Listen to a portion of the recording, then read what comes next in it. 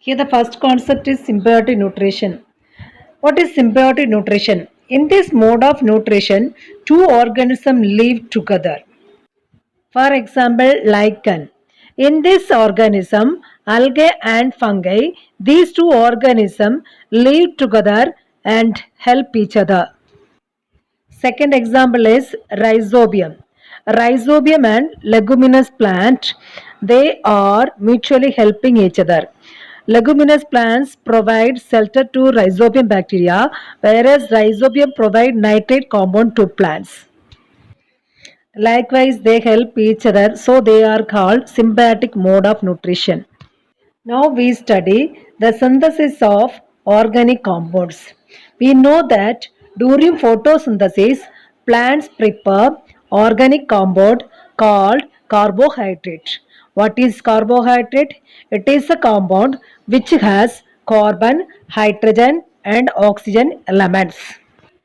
In addition to this, plants also prepare or synthesize proteins. Proteins also organic compound which is rich in carbon, hydrogen, oxygen. In addition to that, nitrogen element also.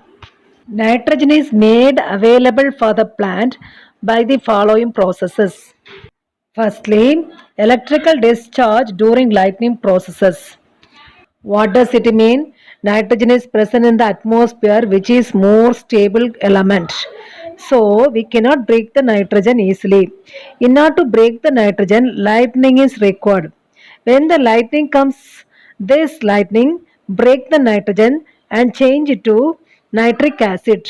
A nitric acid react with alkali present in the soil to form nitrate compound, which will be used by plants.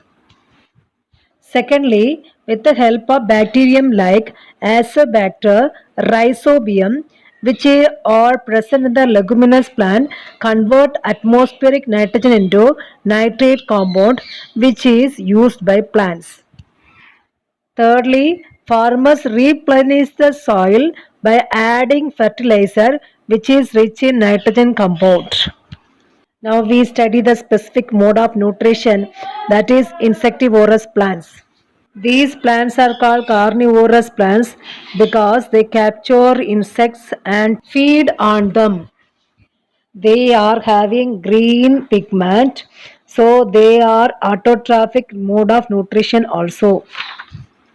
Since these plants live in nitrogen deficiency soil, they feed on insects. The soil does not provide enough nutrition to the plant, so the plant depends on insects.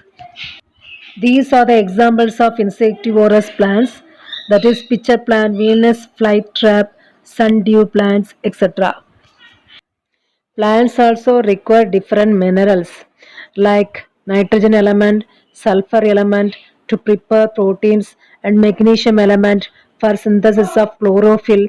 Plants also get these all nutrients from the soil. So farmers always replenish the soil with the fertilizer or adding manure, etc.